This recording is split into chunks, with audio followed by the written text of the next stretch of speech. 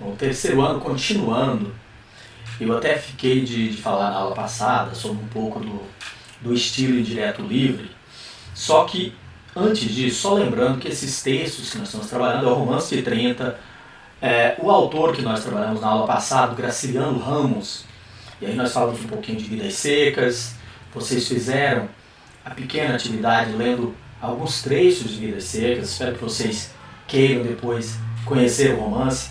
E só para lembrar, então, esses romances de 30, a grande característica deles é ter esse olhar em torno da realidade social brasileira, olhar a exploração do ser humano, ou seja, enquanto a primeira geração lutava para construir bases teóricas, lutava uma luta ideológica, mostrar o Brasil para o brasileiro, só que não tinha a questão da realidade social.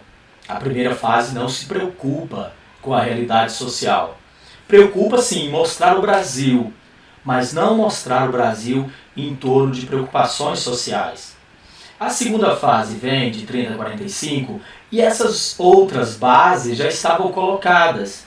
Agora, com mais maturidade, eles tinham tempo para encarar essa realidade social. E isso vai ser explorado de todas as formas nesses romances. E esse é o chamado Romance de 30, os romances escritos de 1930 até 1945. Aqui nós vamos falar um pouco do estilo indireto livre. Não é nem estilo, é discurso. O que nós temos? Vocês estudaram ao longo da vida escolar o discurso direto e o discurso indireto. Isso falando de narrativa. Quando vocês estudaram narrativa, vocês aprenderam sobre discurso direto e discurso indireto. O direto era quando o narrador colocava aquela fala e o personagem disse, vinha um travessão e vinha a fala da personagem. A personagem dizia, por exemplo, nossa, estou com muito frio hoje. Ela mesma dizendo, era direto. O narrador narrava, mas colocava voz para a personagem, ela mesma dizia. No discurso indireto, vocês lembram que o narrador falava por ela, a personagem não tinha voz. O narrador dizia, e a personagem disse que estava com frio. Ou seja, o personagem dizia, o narrador, aliás, dizia pela personagem. Já no discurso indireto livre, e esse é o que nós queremos aqui, porque nesses romances de 30 a 45 vai aparecer muito isso, é uma novidade. É muito interessante o discurso indireto livre. Mas ele tem um fator complicado, porque ele acaba sendo difícil de fazer, porque as falas, elas vão ser falas de personagem inseridas dentro do discurso do narrador. Dá uma leve confusão, uma confusão pequena, mas dá. A fala da personagem é inserida dentro do discurso do narrador. Ele faz o texto ficar mais dinâmico, ele é mais difícil de fazer para o escritor, mas ele se torna mais dinâmico, mais interessante para quem está lendo.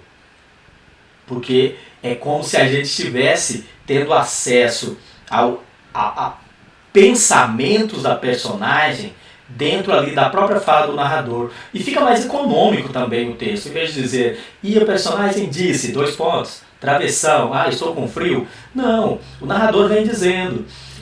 E as paredes eram frias, a personagem então se levanta para ir ao banheiro.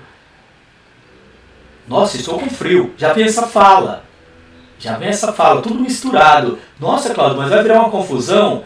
Não fica tão confuso porque você está concentrado ali no contexto. O contexto não deixa você se perder. Calma aí, vou mostrar exemplos para vocês. Esse aqui, por exemplo, esse é o nosso primeiro exemplo. Vamos prestar atenção, olha, bem simples, olha o tanto que ficou econômico. Esse aqui seria muito maior, daria umas 8 linhas. O escritor consegue colocar em 3 linhas. Então Paula corria o mais que podia para tentar resolver a situação. Olha, tudo isso é o narrador falando. Até o ponto o narrador falando, normal, olha. Então Paula corria o mais que podia para tentar resolver a situação. E agora, depois do ponto, vem essa parte, ó. Logo a mim isso acontecer. Viu que colocou uma primeira pessoa no meio da fala de terceira pessoa? Era um narrador observador, quer dizer, ele narrando em terceira pessoa. No indireto livre é assim. O narrador narra em terceira pessoa. Ele narra em terceira pessoa e ele é um narrador observador. Ele não é personagem. Senão vira um monólogo. Lá na frente, quando a gente falar de Clarice Lispector, a gente vai ver que ela fez o indireto livre em forma de monólogo. É diferente. Vira um monólogo interior. Mas aqui já dá para entender, olha, vem tudo em terceiro. Olha, então Paula, quer dizer, ela. E aí vem logo a mim. Quando joga essa primeira pessoa na sequência de uma fala de terceira, a gente nota que isso aqui já é a fala da Paula. No estilo direto, o narrador diria, então Paula corria o mais que podia. E então ela disse, travessão, e aí vinha a fala da Paula. Aqui, e se fosse no indireto, ele diria, olha, então a Paula corria o mais que podia para resolver a situação, e ela se questionou, por que logo ela? Por que tinha que acontecer logo com ela? No indireto. No indireto livre, é livre. Vem a fala do narrador, na sequência vem pensamentos da personagem. E aqui volta, depois da exclamação volta, ó. Ela, ó, ela que volta a terceira pessoa, ela não sabia se conseguia chegar a tempo de resolver aquela situação. E vem de novo, resolver aquela confusão, aliás. E depois o ponto vem de novo. Tomara que eu consiga. É a Paula dizendo de novo. Deu para entender? É muito interessante. É difícil de fazer, mas é uma economia demais. Por isso que o Graciliano faz. Quem lê os fragmentos lá de Graciliano, quem pegou Vidas Secas, quem está comprando pela internet para ler, quem está pegando emprestado com alguém, está vendo que o Fabiano, a narrativa da vida do Fabiano, da Sinha Vitória, do menino mais velho, do menino mais novo, a cachorra-baleia, está vendo que a história dessa família em Vidas Secas é narrado no estilo indireto livre. Isso é uma novidade. Eu estou enfatizando isso nessa aula porque é uma novidade. Pela primeira vez, escritores, brasileiros se dedicaram a remodelar o indireto livre. Já tinha indireto livre, né? Lá Machado de Assis já tentou mais ou menos, só que era muito comprido aquela narrativa, era muito desgastante, era muito detalhada. Essa de Queiroz também já fazia um pouquinho, mas era muito detalhado, era muito detalhista. A narrativa do Graciliano, que eu quis mostrar, é que ela é econômica. Cláudio, mas por que ela é econômica? Ela é econômica em todos os sentidos, porque ele diz só o essencial.